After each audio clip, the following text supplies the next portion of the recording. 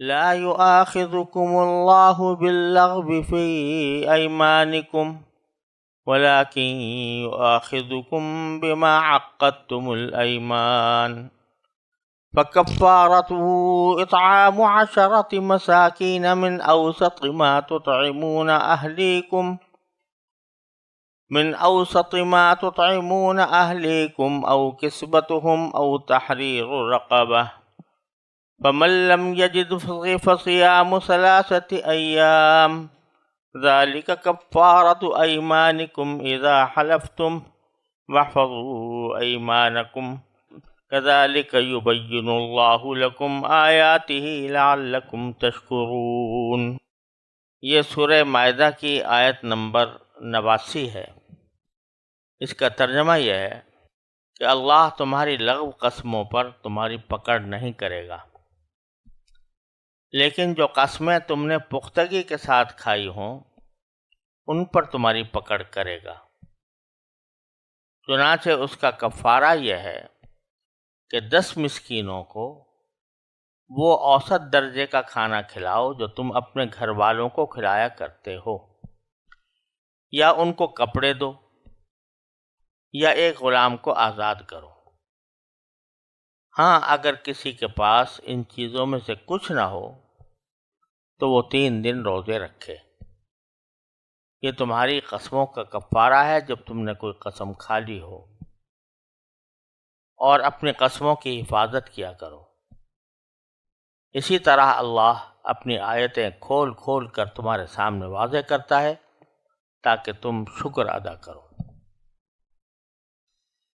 جیسا کہ میں نے پہلے عرض کیا تھا، یہاں سے سورہ مائدہ میں کچھ خصوصی احکام کا سلسلہ شروع کیا گیا ہے، اور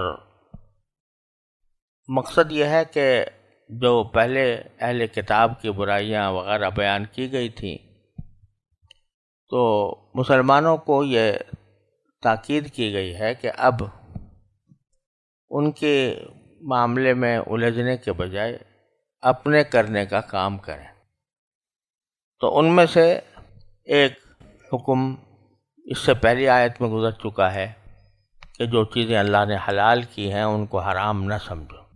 اب یہ دوسری آیت ہے جس میں قسموں کا کفارہ بیان کیا گیا ہے۔ قسم کی 3 قسمیں ہوتی ہیں، ایک کو یمین لغو کہا جاتا ہے، ایک کو یمین غموس کہا جاتا ہے، اور ایک کو یمین منعقدہ کہا جاتا ہے۔ یمین لغو اس یمین کو کہتے ہیں، اس قسم کو کہتے ہیں کہ جیسے بعض اوقات کسی شخص کی زبان پر قسم کا لفظ چڑھ جاتا ہے اور بے اختیار اس کے منہ سے نکل جاتا ہے، جو تکیہ کلام کے طور پر بعض اوقات ہو جاتا ہے۔ خاص طور سے عربوں کے ہاں یہ بہت زبانوں پر چڑھی ہوئی بات ہے کہ وہ ذرا سی بات ہوگی تو باللہ کہہ دیں گے۔ باللہ کے معنی اللہ کی قسم۔ مقصود اس سے قسم کھانا ہوتا نہیں، بلکہ وہ غیر اختیاری طور پر زبان سے قسم نکل جاتی ہے۔ اس کو یمین لغو کہتے ہیں۔ اور دوسری قسم یمین لغو کی یہ ہوتی ہے کہ ایک آدمی کسی ماضی کے واقعے پر قسم کھاتا ہے کہ فلاں واقعہ ہوا ہے مثلا، اور اس کے علم میں یہی تھا کہ ہوا ہے، وہ دل سے یہ سمجھتا تھا کہ واقعتاً یہ ہوا ہے، لیکن حقیقت میں نہیں ہوا تھا، اس کو غلط فہمی ہوئی تھی، غلط فہمی کی وجہ سے اس نے قسم کھا لی کہ فلاں واقعہ ہوا تھا۔ یا کسی واقعے کے بارے میں اس کے دل میں یہ ہے کہ یہ نہیں ہوا، اور اس نے قسم کھا لی کہ نہیں ہوا، حالانکہ وہ واقعہ پہلے ہو چکا تھا۔ تو یہ غلطی سے غلط فہمی کی بنا پر قسم کھائی گئی، اس لیے بھی اس کو یمین لغو کہا جاتا ہے۔ دوسری قسم یمین غموس ہے۔ یہ سب سے زیادہ خطرناک قسم ہے کہ ایک آدمی کو ایک پتہ ہے کہ ایک واقعہ پیش نہیں آیا اور وہ جھوٹی قسم کھا کر کہتا ہے کہ جان بوجھ کر جھوٹی قسم کھاتا ہے ماضی کے بارے میں، یا پتہ ہے اس کو کہ واقعہ پیش نہیں آیا مگر وہ جھوٹی قسم کھا کر کہتا ہے کہ یہ واقعہ پیش آیا۔ مثلا کسی شخص کے بارے میں یہ بات چل رہی ہے، چاہے قاضی کے محکمے میں یا عام گفتگو میں، کہ اس نے چوری کی ہے یا نہیں کی ہے۔ اب اس کو پکا پتہ ہے کہ چوری کی ہے، لیکن پھر بھی یہ کہتا ہے کہ اللہ کی قسم اس نے چوری نہیں کی۔ تو ماضی کے واقعات کے سلسلے میں جھوٹی قسم کھانا، اس کو یمین غموس کہتے ہیں، اور یہ انتہائی سخت ترین گناہ ہے۔ اس کو قرآن کریم نے شہادت الزور یا قول الزور سے بھی تعبیر فرمایا کہ ایک آدمی جانتے بوجھتے جھوٹی گواہی دیتا ہے، جانتے بوجھتے جھوٹی قسم کھاتا ہے، اللہ کا واسطہ دے کر آدمی کہہ رہا ہے کہ جھوٹ بول رہا ہے۔ یہ خطرناک ترین، اس کا خطرناک پہلو یہ بھی ہے کہ اس کا کوئی کفارہ نہیں۔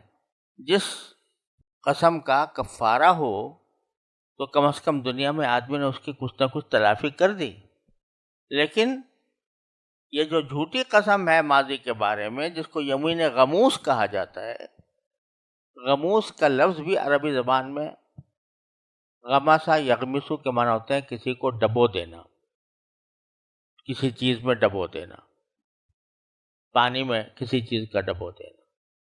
تو غموس اس لیے کہا جاتا ہے کہ یہ تو انسان کو گناہ میں ڈبو دیتی ہے، یعنی اور کوئی گناہ ہونا اس کا کفارہ ہو جائے، جیسا کہ آگے آنے والا ہے، تو کفارے سے بات ختم ہو جاتی ہے۔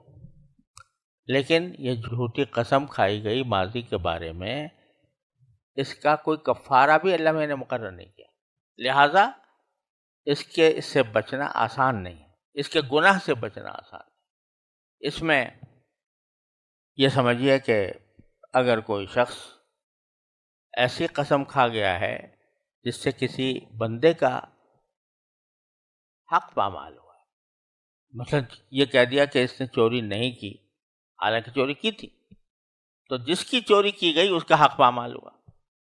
اور اگر کسی نے چوری نہیں کی تھی اور جھوٹی قسم کھا لی کہ کی تھی اس نے چوری،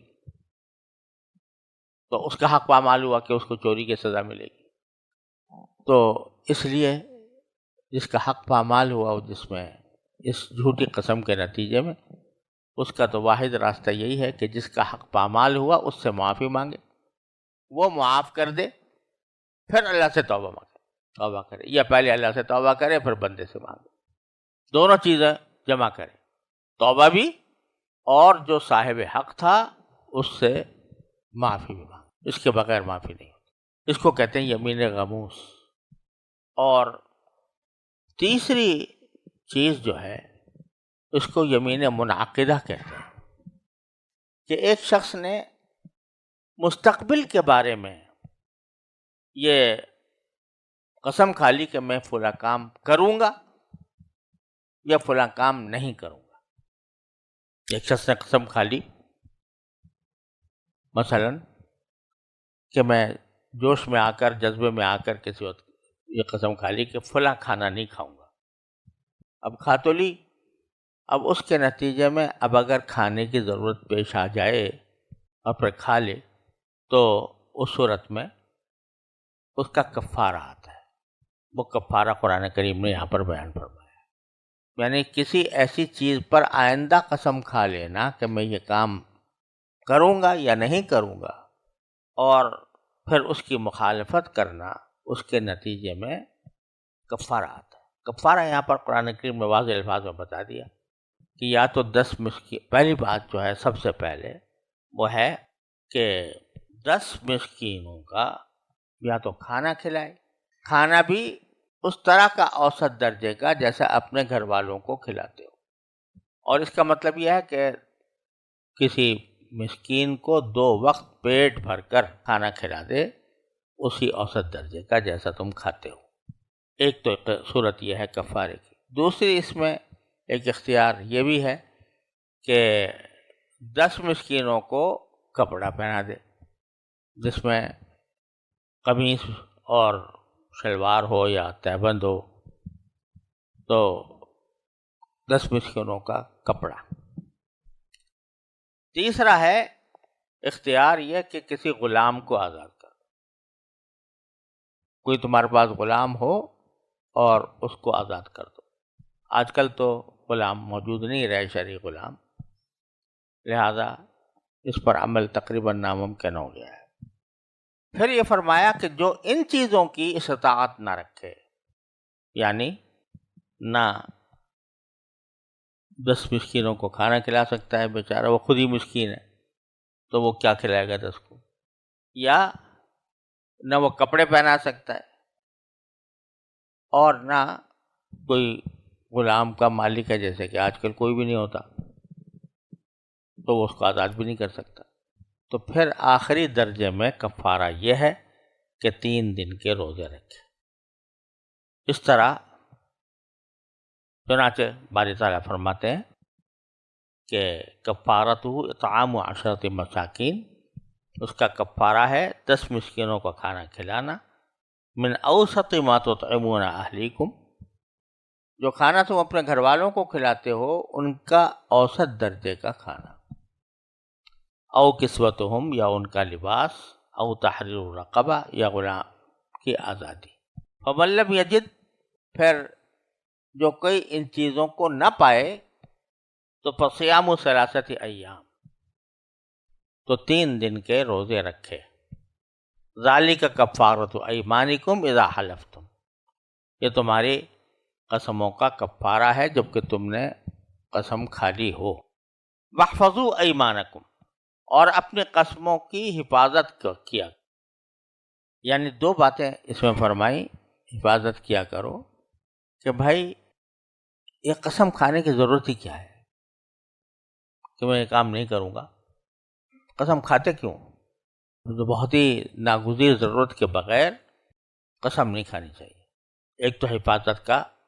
دوسرا مطلب یہ ہے کہ قسم جب کھا لی تو حتی الامکان اس کو پورا کرنا چاہیے، یہ قسم کی حفاظت ہے، اس کے ذریعے اس کو آدمی کو چاہیے کہ جو قسم کھا لی ہے پوری کرے اس کو۔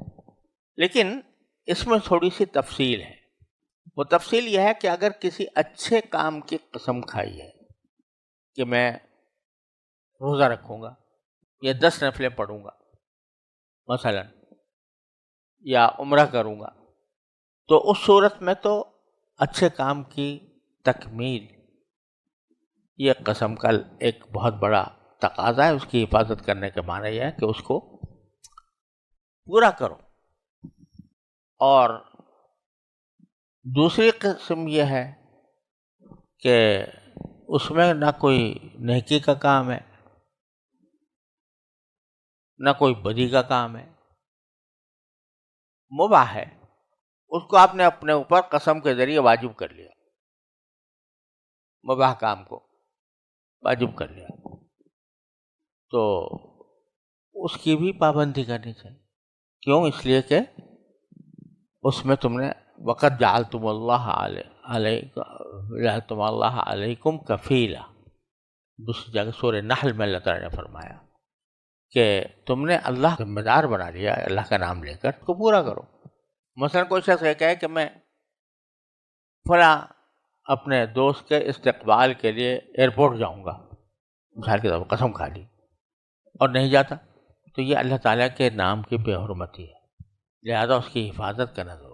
حفاظت کے یہ معنی کہ قسم کی پابندی کرو، یہ اس صورت میں ہے جب کہ آدمی نے یا تو نیک کام کی قسم کھائی ہو یا کسی مباح کام کی قسم کھائی۔ لیکن اگر کسی ایسے کام کی قسم کھا لی جو ناجائز ہے، والعیاذ باللہ، قسم کھا لی کہ میں اپنی ماں کی شکل نہیں دیکھوں گا مثال کے طور پر، یہ تو گناہ ہے، اس کی قسم کھائی، یا کوئی اور ایسی قسم کھا لی کہ جس میں کسی گناہ کا ارتکاب لازم آتا، قسم کھا لی کہ میں جا کے فلاں کو تھپڑ ماروں گا، اور اس بیچارے نے کچھ قصور نہیں کیا، یعنی تھپڑ تمہارے نہیں مارا، تمہیں تھپڑ مارنا جائز نہیں ہے اس کی، لیکن تم نے قسم کھا لی کہ جا کر ماروں، تو ایک گناہ کی قسم کھائی.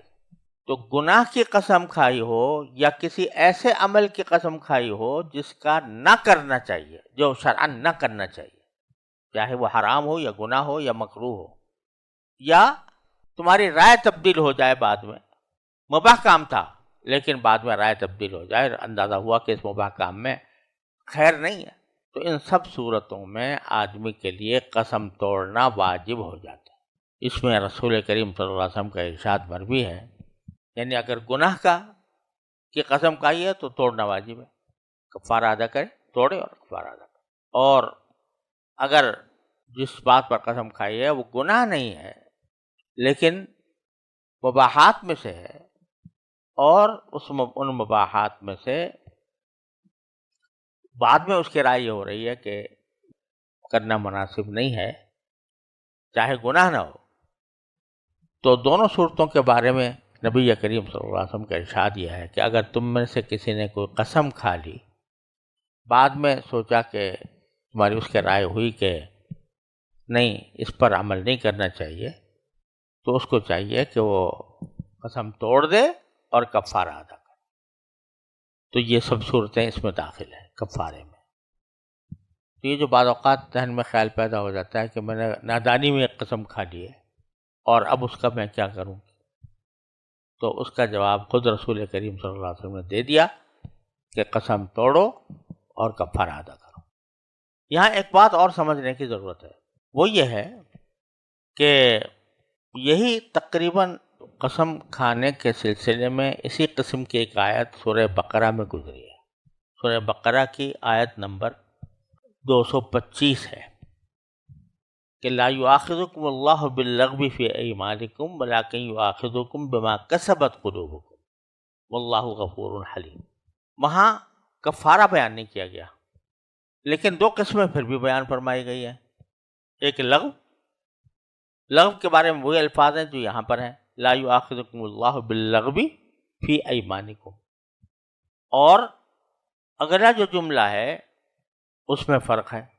وہاں ہے کہ لا یؤاخذکم بما کسبت قلوبکم، اور یہاں ہے لا یؤاخذکم بما عقدتم الایمان. تو صورتحال یہ ہے کہ اس جگہ پر یعنی سورہ بقرہ میں قسم کھانے میں یہ بیان کرنا مقصود ہے کہ کون سی قسم پر گناہ ہوتا ہے، کون سے پر گناہ نہیں ہوتا، یہ بیان کرنا مقصود.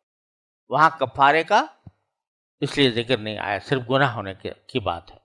تو ما کسبت قلوبکم یعنی جس کا ہم نے ترجمہ یہ کیا تھا کہ تم نے اپنے دلوں کے ارادے سے کھائی ہو، تو اس سے مراد یمین غموس ہے.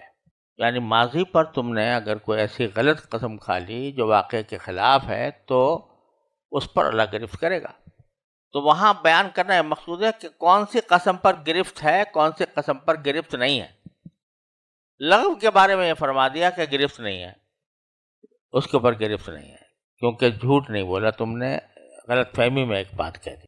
اور جو غموس ہے اس کا یعنی جو جھوٹی قسم ماضی کے بارے میں کہی گئی ہے جان بوجھ کر، اس پر تم سے مواخذہ ہوگا.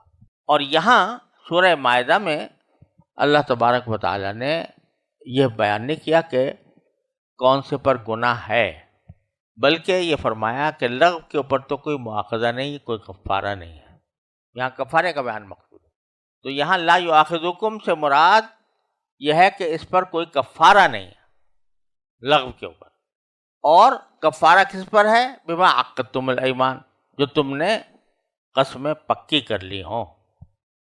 اور اس سے مراد یمین منعقدہ ہے، یعنی جو آئندہ کے بارے میں قسم کھائی اور جس چیز پر قسم کھائی تھی اس پر عمل نہ کر سکا تو پھر اس کا کفارہ بیان فرمایا گیا ہے. خلاصہ یہ ہے کہ سورہ بقرہ میں بیان ہے گناہ ہونے نہ ہونے کا، اور سورہ مائدہ میں بیان ہے کفارہ ہونے نہ ہونے کا. اس لحاظ سے دونوں آیتوں میں فرق ہے.